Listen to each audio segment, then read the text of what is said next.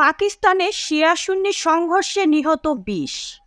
পাকিস্তানের উত্তর পশ্চিম পুররামে শিয়া ও সুন্নি দুই গ্রুপের মধ্যে সংঘর্ষের ঘটনা ঘটেছে। এতে অন্তত ২০ জন নিহত হয়েছে। খবর ডয়চে ভেলের।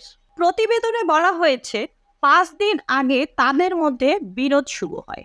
আফগানিস্তান সীমান্তের কাছে কুররাম জেলায় একটা জমি নিয়ে বিরোধ থেকে এই ঝামেলার সূত্রপাত। তারপর সেই বিরোধে বড় আকার নিয়েছে। কর্তৃপক্ষ জানিয়েছে এই সংঘর্ষে অন্ততপক্ষে ৭৫ জন আহত হয়েছেন।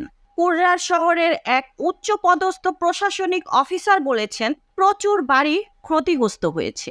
সরকার ও অন্য জনজাতিরা এই সংঘর্ষ বন্ধের অনেক চেষ্টা করছে, কিন্তু এতে অবস্থার কোনো পরিবর্তন হয়নি। আঞ্চলিক সরকারের মুখপাত্র ব্যারিস্টার সইফ আলী জানিয়েছেন উত্তেজনা কম করার জন্য প্রশাসন প্রবীণ জনজাতি নেতাদের সাহায্য নিচ্ছে। তার দাবি দুই পক্ষই সংঘর্ষ বিরতিতে রাজি হয়েছে।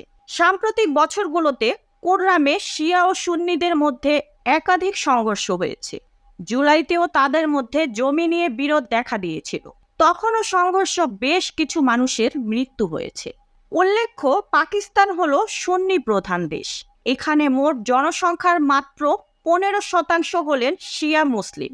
তারা অভিযোগ করেন তাদের মাঝে মধ্যেই সহিংসতা ও বিভেদের শিকার হতে হয়। ক্রমান্বয়ে এই বৈষম্য ভয়াবহ আকার ধারণ করছে বলেও অভিমত তাদের।